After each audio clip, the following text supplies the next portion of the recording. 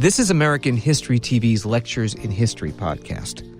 This week, a class on the lives of formerly enslaved African Americans following emancipation, including the important roles of religious and educational institutions in newly freed African American communities.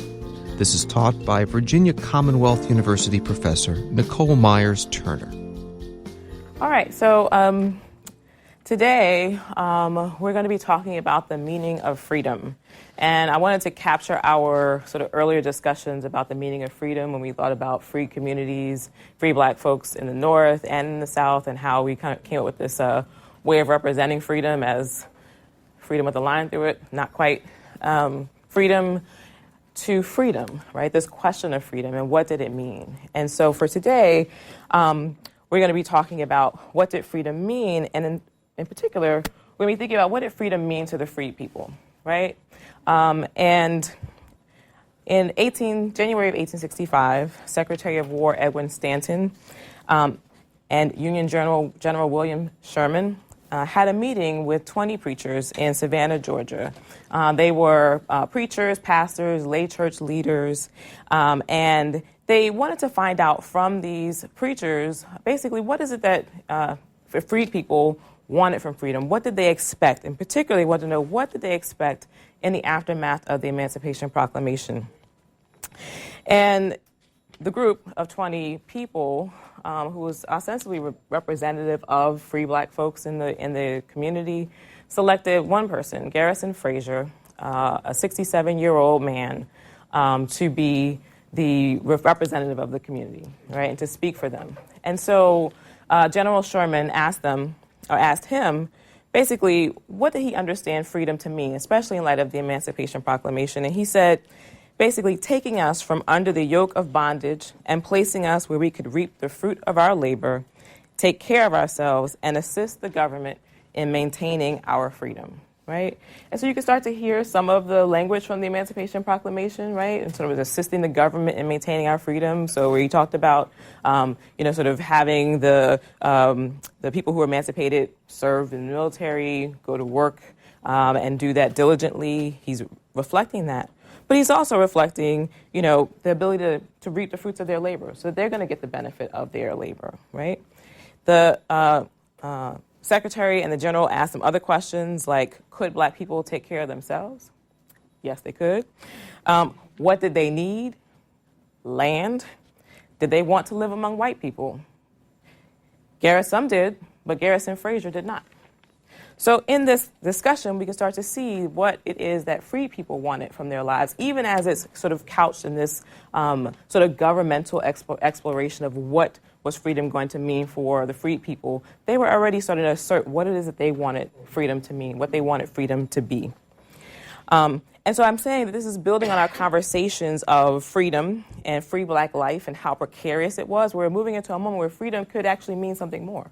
Right? And so we're going to start to think about, well, what did that freedom mean when we think about it from the perspectives of the freed people? One of the other themes that we're sort of connecting into from the earlier part of the term has to do with this question of sort of how do Black people appear on the landscape of the United States, right? And we started at the very beginning of the term talking about whether or not Black people's experience in the United States is something about Black people and identity formation, or if it's something about sort of pushing the nation to, as people have said, live out the true meaning of its creed, right? So we're going to be thinking about this question of whether or not freed people were pushing the meaning of what this nation was supposed to be and what its founding documents sort of claimed for it. And in the process of doing that, we'll start to see how it is that when historians write about emancipation and this moment of Reconstruction, that sometimes the question is framed the way that Sherman and Stanton framed it, which is basically, what can the freed people do for the country? And then there's this question of, well, what did the freed people want for themselves? And when we think about the sort of longer process, which we'll talk about over the remaining weeks about Reconstruction and what happened, a lot of times what it is that freed people wanted for themselves gets subsumed or crowded out by the question of what could they do for the nation. And I'm hoping that today we can kind of keep both of those questions in balance here, to think about the relationship of free people to the nation and sort of this project of building, but also, and probably more prominently, what it is that free people wanted for themselves. And so one of the ways that we're going to get, or a couple of ways we're going to get at that, is by thinking about these first sites of freedom, right? So the first places where freed people lived, where they went to, basically these they were called contraband camps, and I'll get into the sort of language and why. But then really spending a majority of our time thinking about how free people defined freedom in its many aspects of their lives. But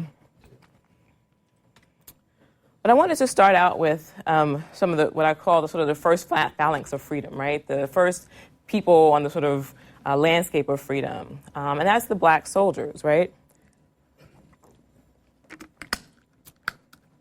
And when we think about sort of black soldiers, many of them were free black men who enlisted to support the Union effort. Some of them were self-emancipating men who liberated themselves from slavery and went and joined the Union ranks. But there was a real debate about whether or not enslaved men, free black men, should support the war effort. And you can think about reasons why. If you think about what the experience of African people was in the American Revolution, for example, right? And sort of thinking about, well, what happened after the American Revolution? Did they realize the freedom that the American Revolution promised? No, right? That's why we have that little graphic about freedom with the line through it. It's like they had freedom, but it wasn't full freedom. It wasn't a meaningful freedom or a complete freedom. So there was a real debate, right, about whether or not the black men should support the war effort. But eventually they do, right? And they enlist, right? They enlist after the Emancipation Proclamation because it becomes a war measure, right? A war measure to enlist black men to support the Union effort, but they do it anyway, believing that they could, again, demonstrate their commitment to the Union, commitment to the principles of the nation, and that would reflect well on African people, that they were participating in this process. Some refused, right? Some black men refused to enlist, and others were impressed and forced into the Army, and even on the Union side, right? So it wasn't all soldiers who participated were sort of ready to sort of jump in for the war effort, but many did. And in fact, they made up about 10% of the Union Army and about 25% of the Union Navy. So there was a significant buy-in for black soldiers. And when they participated in the war, they oftentimes, in terms of leadership, didn't get very competent leadership because they were sort of laboring under the systems of racism and oppression that sort of kept them from getting the primary sort of leaders. And they were sometimes denied the ability to hold sort of commissioned positions as leaders. But eventually they were allowed to gain some commissions. So they had some leadership role. They were also oftentimes placed at the forefront. Sometimes called like cannon fodder, right? Sort of put in the front lines of different battles, and so they suffered some of the greatest number of casualties as a result of their service. And so one example of, I should say they suffered casualties because of them being placed on the front lines, but also that the sort of tenor of the war was so charged at points that they would sort of experience extreme violence because they were free black men or free black men, but they were viewed as being sort of runaway slaves or something like that, right? So at Fort Pillow in Tennessee, there were, sort of a group of black soldiers, and it basically ends up as a massacre of Union troops who were trying to surrender. So for black soldiers, they were oftentimes on the sort of front lines, and so that's what happened at Fort Pillow in Tennessee, where they were basically holed up in a fort, and the Union soldiers were trying to escape. And when they tried to escape from the fort, they believed that there was going to be sort of transport waiting for them, and it turned out that there wasn't. And so as they're sort of trying to escape and trying to surrender, they were basically massacred and shot as they were fleeing from the fort. And a similar situation happened in the Battle of the Crater, where there were black soldiers who were on the front phalanx of the Union effort, and as they sort of rushed into what was a sort of blown up sort of mine area, they were massacred as the Confederate soldiers were screaming or shouting, "No quarter," right? No quarter, that they would not be allowed to surrender, that they would only sort of end that they could have would be death, right? And so we can see how black soldiers were leading the cause of the war by sort of articulating how they could be supportive of the Union. We can see how they were sort of thinking through and struggling under some of the limitations, including being denied pay. And that was something that happened relatively early on.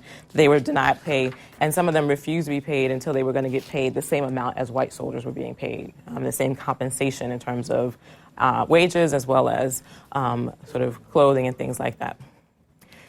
But the other piece of what they did in terms of their leadership in the war effort was in terms of helping to secure freedoms for their families. Now, I'll talk in a minute about the contraband camps and how enslaved people were sort of liberating themselves, but one of the things that also happened for the men who served in the military, they were also able to gain freedom for their wives and for their children, right? And so they were able to figure out that by serving in the Union, they could also gain freedom for their families and children. But we also know that when it comes to pursuing freedom, it's not always, sometimes it's viewed as a sort of individual, sort of moment, and we've talked about that, where people sort of make choices for themselves. But then there are also moments where people make choices for their families and for their communities.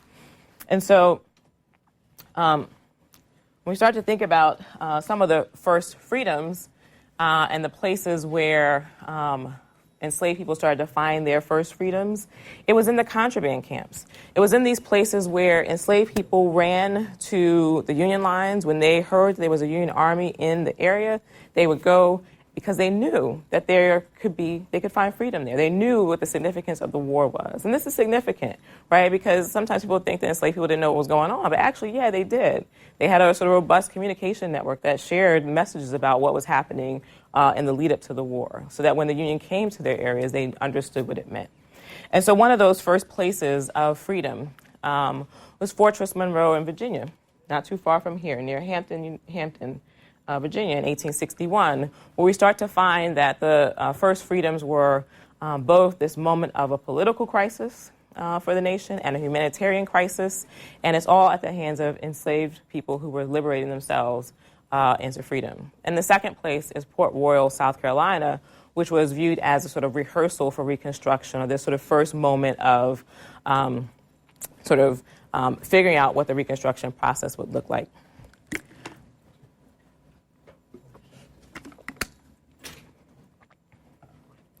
So in Fortress Monroe, Virginia, in 1861, relatively early into the war, there were 3 enslaved men who ran.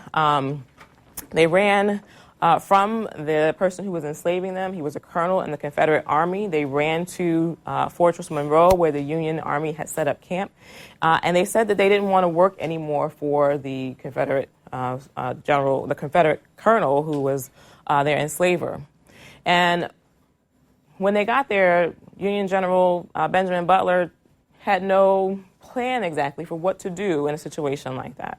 What was he going to do with these men who were sort of liberating themselves from slavery and coming to him? And he thought pretty quickly about how to handle this situation and determined that these men should be treated like contraband, right? Contraband was an idea that he pulled from international law that said basically that any goods that were being transported by any neutral parties could be, for the benefit of the enemy, could be confiscated as contraband.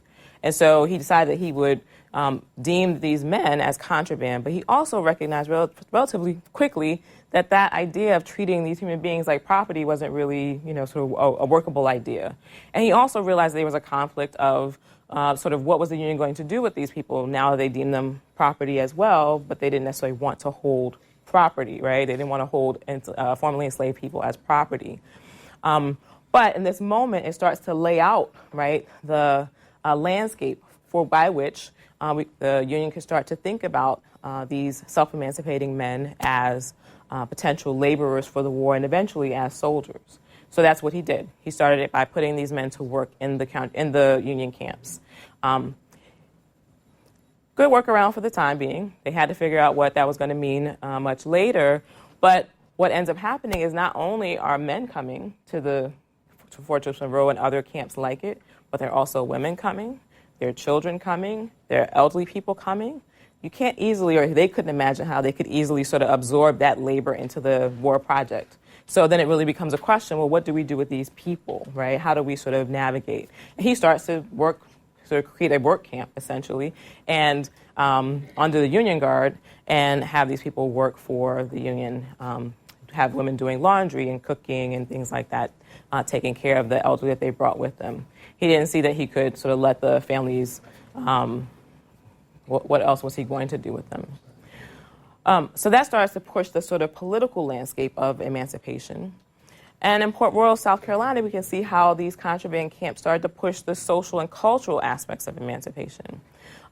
So there, too, you have sort of Union presence, you have self-emancipating enslaved people, but you have the influence of religious communities that start to set up basically what would be equivalent of a sort of a humanitarian crisis response, right? Of how do we sort of take care of, add resources to the people who are emancipating themselves in South Carolina. They envisioned, right, these northern missionaries. They called themselves Gideon's Band. They were made up of missionaries from a variety of denominations, including the Congregationalists and others. And they imagined themselves going down to help a destitute people in need of resources. They imagined themselves going down to teach formerly enslaved people how to become citizens, how to labor diligently, how to sort of reproduce families that were sort of moral, and and they even imagined themselves, sort of creating a religious community. And they were shocked to find that there were already sort of robust networks already for education, that there was already robust networks for religion and churches, and people had already been sort of, taking care of their own spiritual lives, that they were already pushing the landscape of what it meant to be free in terms of their families. But nevertheless, in this moment, they start to set up what, can start to look like other elements of Reconstruction in terms of establishing establishing some of the landscape for how the government would interact with freed people, which later becomes the Freedmen's Bureau, or which is the Freedmen's Bureau at this point, and other elements. So in this first freedoms moment, you have these contraband camps that are created by the impetus of freed people running to the Union lines, and the Union Army having to sort of adapt, right, and sort of figure out politically, what are we going to do? We're going to determine them to be contrabands of war. Socially, culturally, what are we going to do? How are we going to sustain and support these communities, even if they initially thought that they would be sort of leading these communities? But if we turn and look a little bit more deeply at this question of sort of what did it mean to be free from the perspective of self-emancipating folks, there's a pretty robust landscape of information to start thinking about what did it mean? What did it mean in terms of labor, in terms of their mental, intellectual pursuits, in terms of their personal goals for their families, for themselves, for their own bodies, for their political goals, in terms of government, office holding, all those things, religious community, and even geography and movement.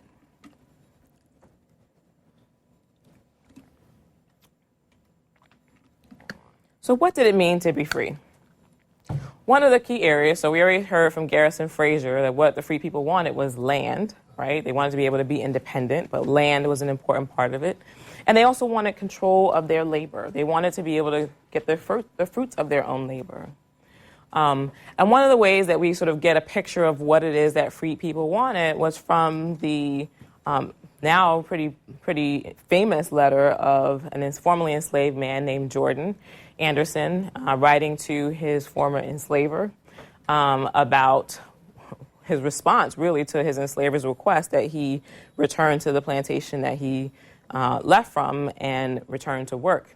And one of the things that Jordan, he basically very memorably challenges the former enslaver about the ways that he had treated him, the violence that he had visited upon him and his family. And then he says, basically, in Dayton, Ohio, where he is, he's able to work and get paid every week, that he's able to, his wife is able to sort of be respected and called by her name as Mrs. Anderson. And he calculates, how much money he would get in back pay if his former enslaver were to basically, pay him the hourly wage that he gets now for the years of service that he had done without pay, if he would compensate Mandy for her labor as well. And then if we subtract the amounts for any sort of care that was meted out for them while they were enslaved, he estimated that the amount owed to them would be about $11,680 and that in 19th century dollars, right? So a pretty significant amount. He's like, and if you're willing to pay me that and guarantee some other things, then yeah, we'll come back, right? So he's having this moment of like, yeah, I'm not doing that. But letting his former enslaver know that this is what the wages are. Like, I want to be compensated for my labor. I want to be sort of respected for the work that I do. In another instance, in terms of labor and sort of controlling labor and getting the fruits of their labor, there was an enslaved woman down in Georgia in the 1860s, and she was sort of known for and disciplined a few times for going and putting on the enslaving woman's perfume, and sort of going into the vanity and sort of put on a little bit of makeup and look at herself in the mirror, take a side profile or whatever. And so she's known for doing this and was disciplined for it a few times. But to her, that was what freedom was going to mean, the ability to do that and not be, sort of policed in that way. She might have responded after emancipation the same way another enslaved woman did when she was sort of disciplined for not responding appropriately or quickly enough. She said, answering bells is played out. Like, that's over. That time is over. So there's this sense of like, I'm going to control my labor, and I'm going to sort of push back against those systems of sort of disciplining black labor that had been extant at the time. Some people wanted not to labor at all, right? They didn't want to have to work for anybody. They didn't want anybody to control their labor, right? And one of the ways that it manifested itself is not necessarily not to labor, but to sort of control the labor of people in the family, whether it would be children or wives who now wanted to stay at home or wanted to be kept at home, that kind of a thing. So this idea of choosing not to labor was another choice, right, that free people wanted in terms of their labor, or to labor for themselves, right, and to be able to gain the fruits of their labor from the plows of their own hands and what they were able to produce for themselves. And that manifested itself because, as Garrison Fraser pointed out, and as we know, enslaved people were liberated without land. So that meant that they had to secure land from the landowners and engage in sharecropping, where they would sort of gain a portion of the crop and sort of profit from that, or from having crop liens, where if they owned their own land, right, they would sort of grow their own crops and then have a portion of that crop that they would have to give to the landowner or to the sort of person who was assisting them. But all of this was not on the best terms for the formerly enslaved people, right? And Harriet Jacobs, in the letter that we read today, for today, pointed this out, right? When she says the freedmen, but with but few exceptions, were cheated out of the crop of their cotton. And she's writing, a little bit later, in 1867, but that she's indicating that there is a system where people are sort of being, sort of manipulated in the process and not getting their full amounts.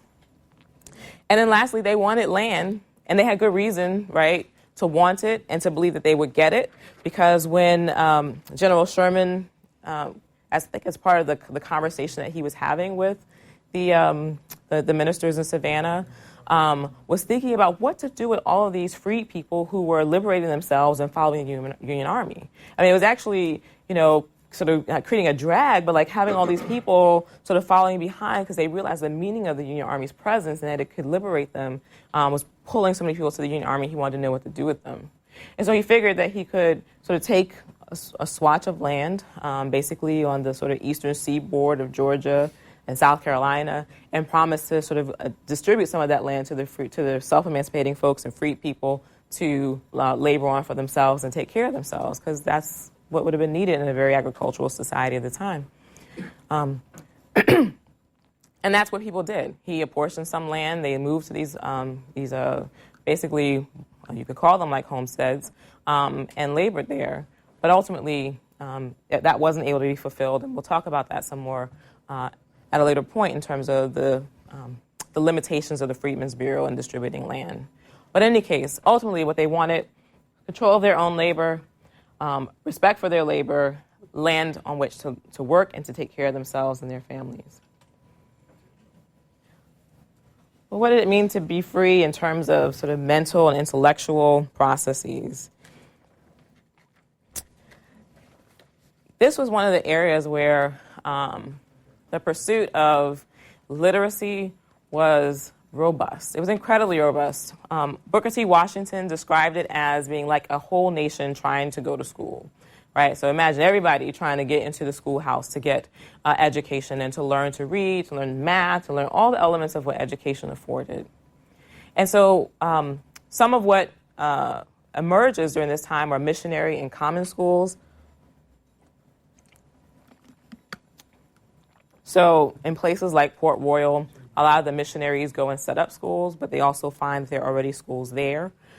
So people like Mary Peake, who's pictured here up in the corner, is a free black woman in Hampton who had already been running a free school in Hampton for free black folks before the war. So there's already sort of this infrastructure for education of a sort, right, among free black folks to educate other black folks. And so that just sort of continues on during the period of emancipation and on, right, that there's already these sort of places where people are sort of creating schools. And then you have people like Charlotte Fortin and Harriet Jacobs who go to the South and help establish schools and help teach in the schools.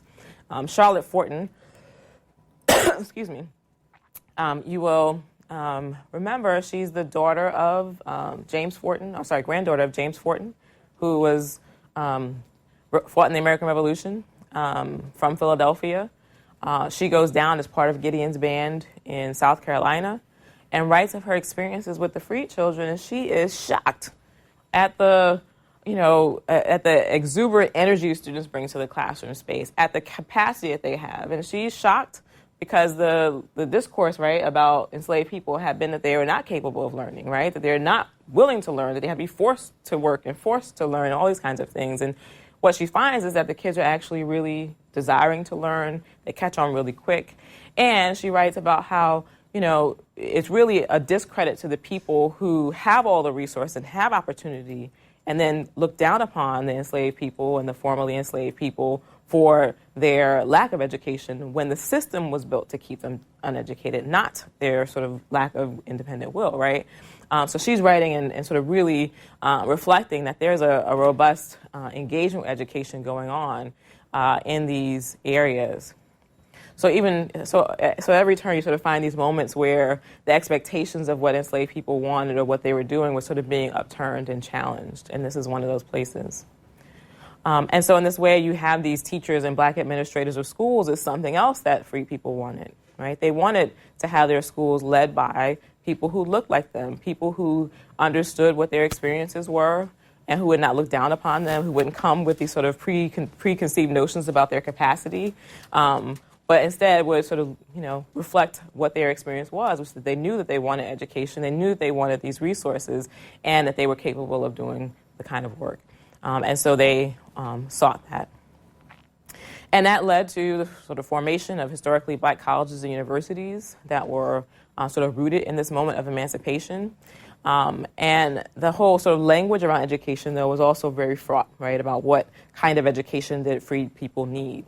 And so you found that the colleges were broken into these two models, which, I would say is a false dichotomy in a few ways about thinking about the values of industrial education, of teaching people how to labor with their hands versus teaching people the liberal arts, right, the Romance languages and geography and, all those elements.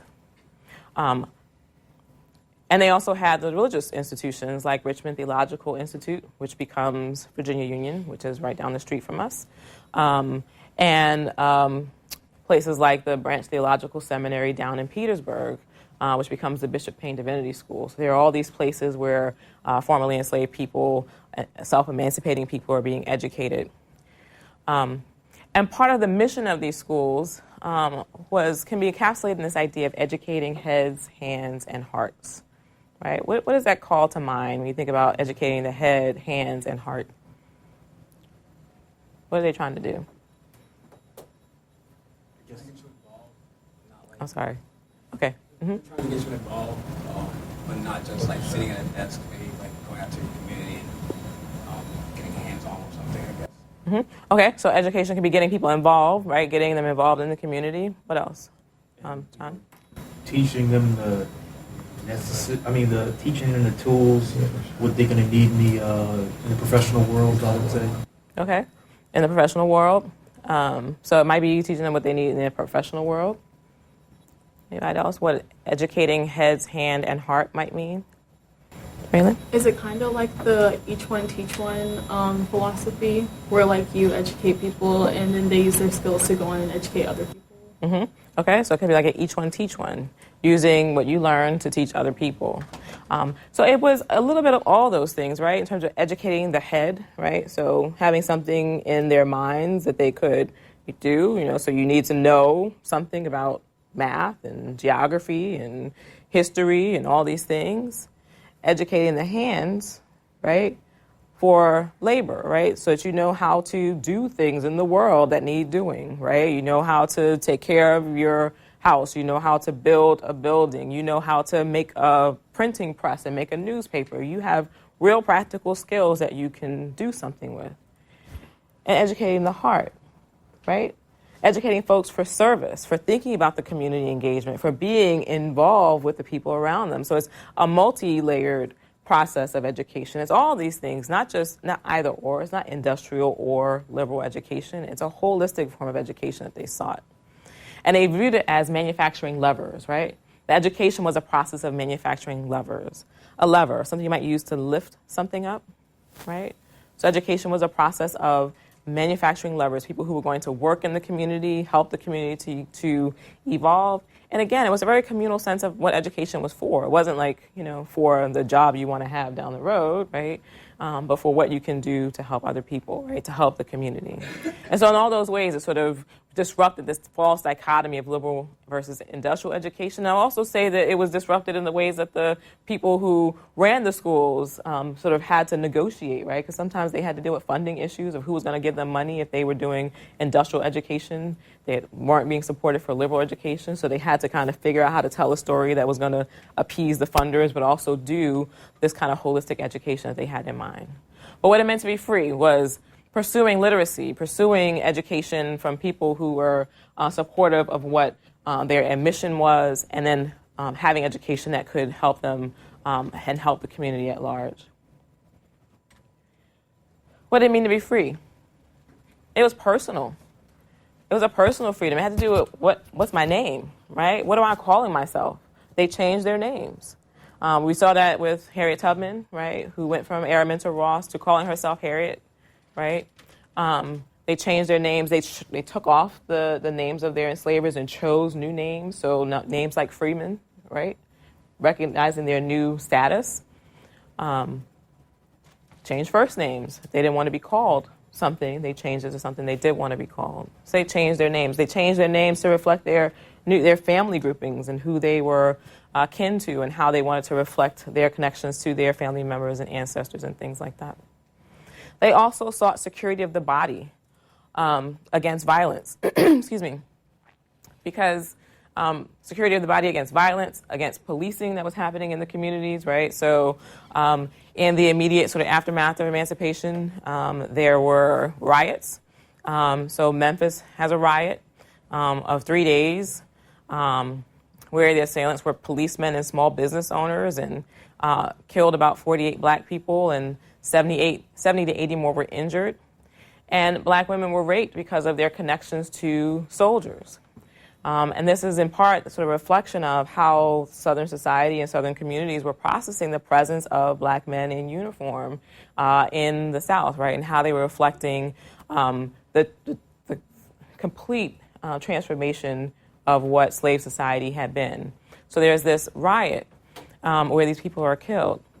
But one of the things and one of the ways that freed people respond to this is by sort of pushing back against this culture of dissemblance. Was an idea that was put forth by a historian named Darlene Clark Hine, right, where women, black women in particular, would not talk about certain aspects of their lives, particularly around sexuality, because it had been so, because their bodies and their sexuality had been so debased, right? And so rather than talk about it publicly, they would not talk about it, right, so that they wouldn't be reflected upon in that way. But But in this instance, black women testified to congressional committees, right? And we have some testimonies going on now, so you may have a sense of what it means to, testify in front of a big body of people who, may or may not be supporting the story you're trying to tell. And they told their stories to these committees, right? They wanted their stories to be told. They wanted to have justice for what they experienced. And so they have this culture of testimony as well that starts to develop, of telling stories and telling about what happened so that they could pursue the personal freedoms of protection for their bodies, protection for their families and themselves, and then also sort of recognizing themselves and their own names and sort of who they want to be reflected upon as.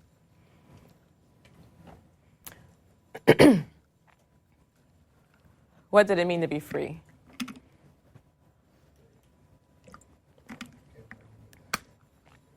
So it meant familial freedom. It meant that having their marriages recognized by the federal government. There were instances of mass weddings. So we had talked earlier in the semester about how families were used as tools to discipline and to disrupt the lives of enslaved people. Well, in Emancipation, it was like, oh, we can have our unions solemnized. We can have them formally recognized by the government. So they pursued that. And what's interesting here is that they pursued mass weddings, they pursued weddings and recognition, although this wasn't always the only form of forming family, and I want to acknowledge that. But they also had these ideas well in advance of the missionaries showing up. There's a good example of a woman in South Carolina who basically petitions to get her husband's pay. He was a soldier in the Army. And it's 1861, and she is, petitioning to get recognition as his wife so that she can also claim his pay so that she can support the family. This is before the federal government is recognizing families and marriage and those relationships. So we can take from that enslaved people had their own ideas about what it meant to be responsible to one another in these sort of covenant relationships. And they lived it out in Emancipation. They had their marriages recognized by the federal government. Reconnecting with family was a pride, like a key element of what it meant to be free. Some people traveled hundreds of miles to try to find family members, to reconnect with family members. They placed ads in newspapers to find their people, and they placed ads in these newspapers for decades. Up until the turn of the 20th century, people were still placing ads in newspapers like the Christian Recorder and others saying, I am so-and-so. I last saw my wife, husband, daughter, son, cousin, auntie here. They were owned by so-and-so. Last place I knew they went to was this. They were providing all the information they could in these ads to try to reconnect their families. And did this, again, for decades, up until the turn of the 20th century to try and find their family members. But they also suffered the ravages of time and distance, and not every story meant that people were able to reconnect or that their stories were read and they were able to find their people.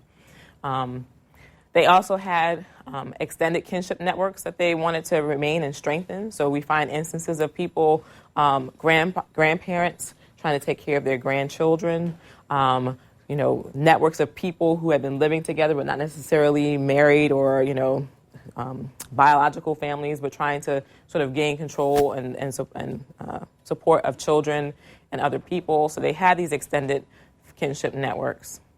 And they also had single female-headed households, right? They had places where women were taking care of their children.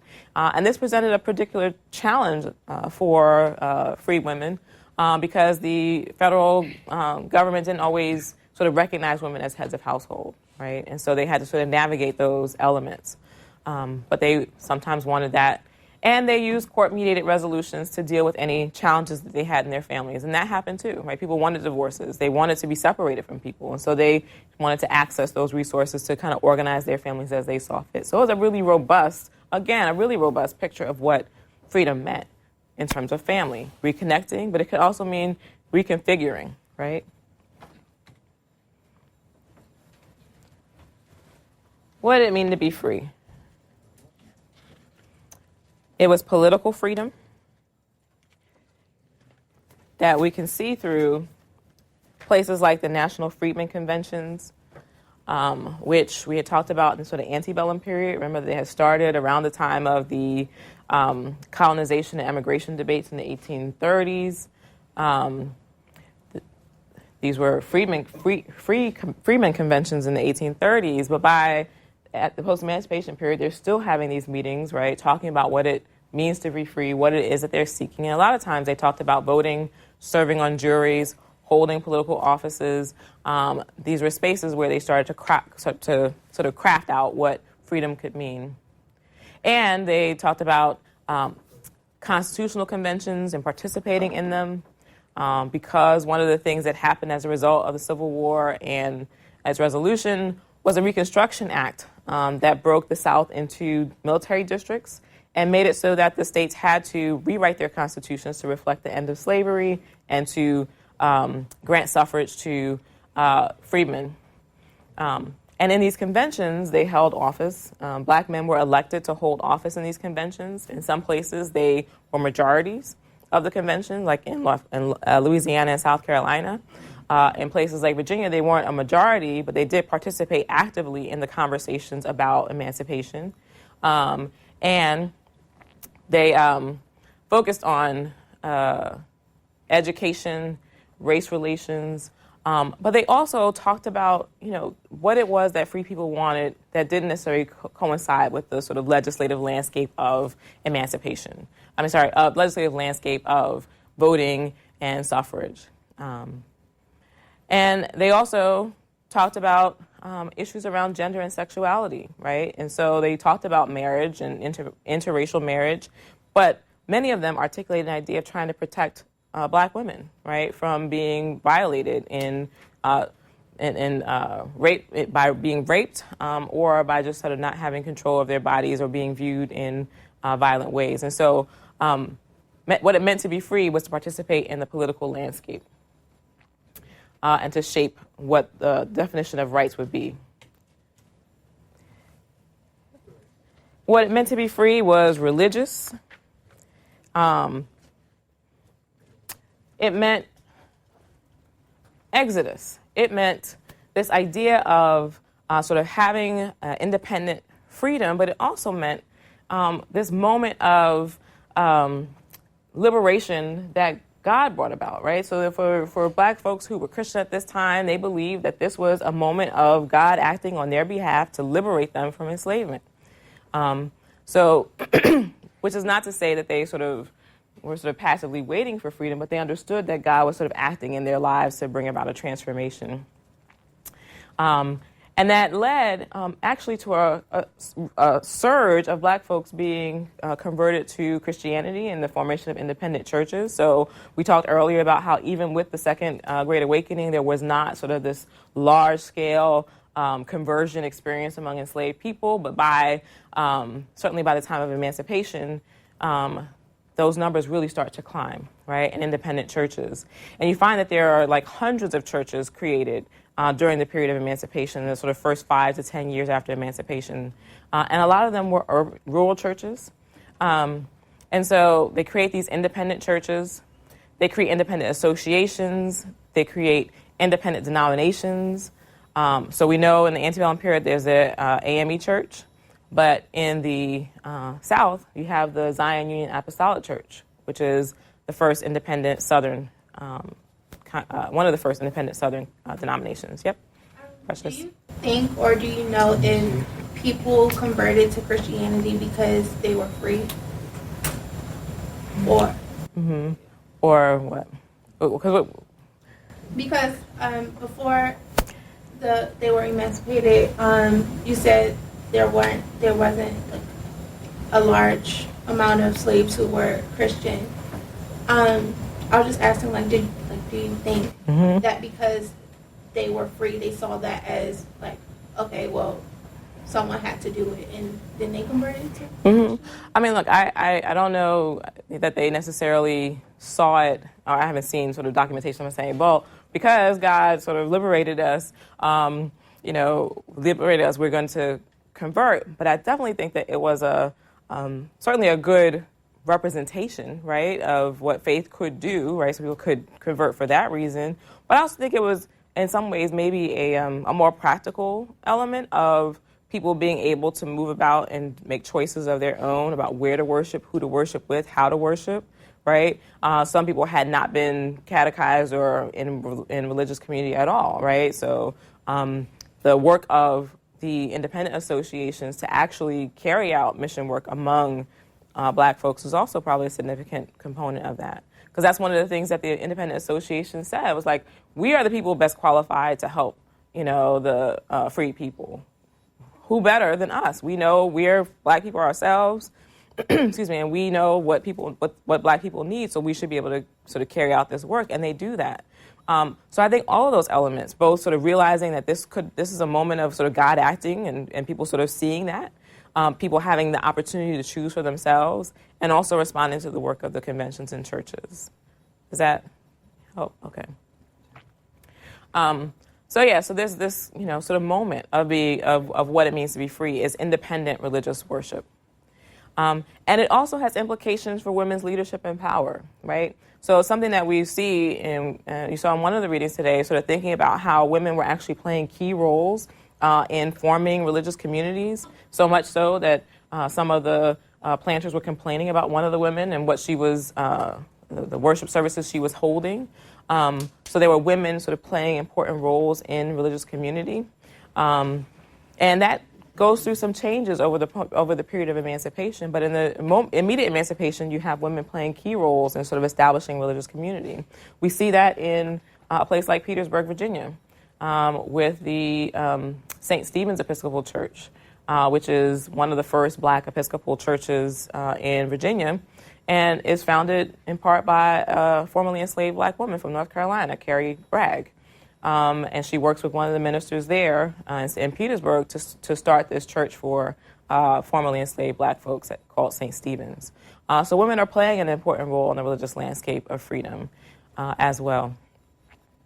And we have Nannie Helen Burroughs there to reflect the work of the National Women's Convention of the Baptist Church, which ultimately emerges at the end of the 19th century. And then lastly, sort of thinking of this question of what it meant to be free, is it meant geography and movement, right? Harriet Jacobs said, there is no more need of hiding places to conceal slave mothers, right? She's referring to her own experience, hiding in her grandmother's attic in that small crawl space, where she could barely stand. There's no more need for that, right? Now, free people can go where they want, right? And many do. Many migrate to cities in search of their family members, in search of just freedom, to be able to move their bodies and go where they please. Some of them stayed on the plantations where they had labored as enslaved people. Some of them were waiting it out and sort of figuring out what did it really mean, this transformation to emancipation. They were sort of waiting to see what would happen. And then some of them started to move from the plantations. And for other folks, Shanice? What did emancipation or freedom mean to the Black individuals who were, I guess, homosexual? Like seeing how, of course, in the Bible, it's a sin, whatever. How do they, like where are they represented in history where it's not, the 1900s where it's becoming more acceptable? Mm-hmm. That's such a good question about sort of how were same-gender loving people reflected in the landscape of emancipation. And I think that's an area of research, because we talked about sort of the sort of issues around forced mating among enslaved men.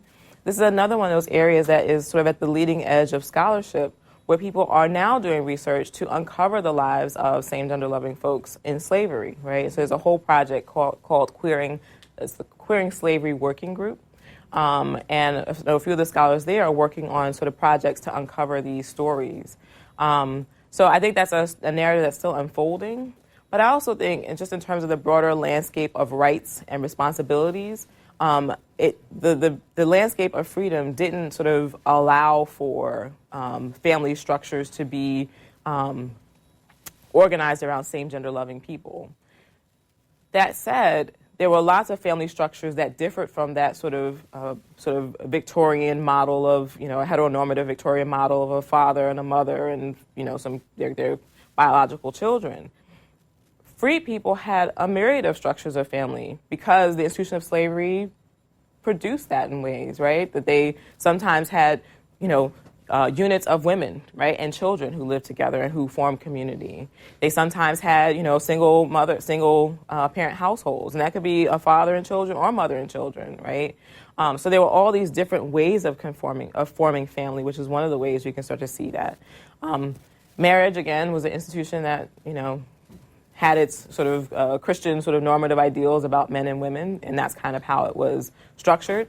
But then even within that framework, free people were sort of disrupting what it meant to be families, right, and be married. They had all kinds of ways of partnering, from sweethearting, so you have a partner today who's not your partner tomorrow, or, trying out relationships, and there was a myriad of ways. So I think there's a lot of places that we can start to look for what that experience may have been and try to uncover if we read carefully and thoughtfully and ask that question. And I think that, like I said, is the frontier. So thank you for the question. But yeah, it's the frontier of the research, I'll say. And then lastly, so return migration, they're returning to the places of enslavement as freed people. And that's what we get a sense of from Harriet Jacobs' letter, right? She's writing to Edna Dow Cheney in 1867 saying, I'm sitting here at Edenton, in my grandmother's house, reflecting on what it meant to be free, what it means to be free. She's writing about, returning to the place where her family was buried. There were some people who, sort of fled and were able to emancipate themselves into freedom, and who then came back to the places where their families were buried, right? So the places where they found their roots. And in a lot of ways, this return to the places of emancipation, the places of enslavement, was also the way that they helped to make freedom meaningful and help it to stay was by returning to those places as freed people to shape the landscape of freedom. And so the meaning of freedom, as you can see, was robust, right? And enslaved people and freed people had a very robust sense of what it meant to be free, and a lot of different ways of constructing it. But they laid the foundations for making that freedom meaningful, right? They laid the foundations in the conversations that they had, and the exchange between Jordan Anderson and his former enslaver. They laid the foundations in their letters about the schools and in their pursuit of schools and the formation of schools. They laid the foundations for making freedom meaningful in so many ways through their activities and through their exchanges with various folks around that process. And in this moment, we can say that emancipation marked a new cultural moment, religiously, socially, culturally, that there were things that were imaginable at this moment that had been, complicated in the antebellum period before the war. And so with freedom, with this idea of freedom, free people were able to go forward and start to create a new engagement with the institutions of this country in such a way that it started to challenge some of those frameworks and try to sort of reconfigure them, which would be the next set of questions to consider. It's like, how did they make, so now we know that what freedom meant, how did they make that freedom meaningful, right? And so that will be the next question to take up in our next session. But I'll leave it there for today. Unless there are questions, I can take questions if there are any lingering questions. Now I'll leave it there for today, and I'll see you next time. Thanks for listening. Please rate, review, and subscribe to this podcast wherever you get your podcasts. We would love to hear from you. You can email us at podcasts@c-span.org.